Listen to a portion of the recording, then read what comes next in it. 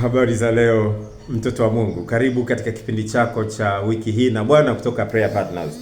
Katika siku ya leo kuna neno fupi tu naomba tulitizame kutoka katika kitabu cha Isaya 6 na lile fungu la 8. Linasema, kisha nikasikia sauti ya Bwana ikisema, ni mtume nani?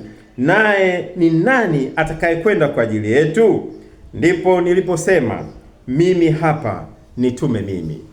Tuombe. Baba, tunaomba utufundishe katika siku ya leo, katika jina lako Yesu Kristo, amen. Rafiki yangu mmoja ambaye tuliwahi kuabudu pamoja katika kanisa moja aliniona kwenye mitandao nikiwa na share neno la Mungu. Akasema, Derek siku hizi amekuwa mhubiri wa Injili. Kuhubiri Injili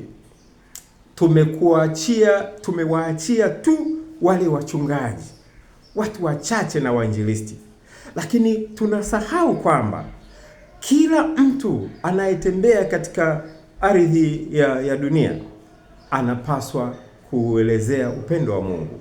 Kama hapa ambapo Bwana anauliza ni mtume nani? Isaya anasema alisikia sauti ya Mungu. Sasa huyu Bwana alipokuja hapa duniani, tunaona katika kitabu cha Marko 16. Katika kitabu cha Marko 16, hebu tumsikie huyu Bwana sasa alipokuja hapa duniani alisemaje. Marko 16 na fungu lile la 15. Anasema, akawaambia, enendeni ulimwenguni mote mkaihubiri Injili kwa kila kiumbe.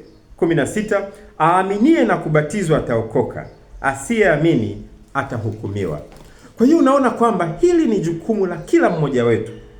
Kwa hiyo hata huyu ambaye alikuwa ananiambia Derek siku hizi amekuwa mhubiri wa Injili, na yeye ana jukumu hilo la kuihubiri Injili ya Bwana. Kwa sababu unaona hapa amesema enendeni ulimwenguni mote. Na anasema asiyeamini, atakayeamini ataokoka. Asiyeamini amesema kwamba atahukumiwa. Kama unampenda rafiki yako, kama unampenda ndugu yako, kama unampenda jirani yako, lazima utamwambia kuhusu habari njema ili asije akahukumiwa. Kwa hiyo hii amri au hii commission inamhusu kila mmoja wetu kuihubiri Injili ya Bwana. Mungu akubariki sana. Upate kutembea na Bwana katika wiki hii, akafanikishe mambo yako yote, mazito yapate kuwa mepesi. Hebu tuombe. Baba yetu na Mungu wetu, katika jina lako Yesu Kristo, asante kwa neno lako katika siku ya leo ya Jumatatu. Tupe nguvu Baba. Wewe ndio unaotia nia, wewe ndio unaotupa nia, na wewe ndio unaotupa uwezo wa kuweza kuifanya kazi yako.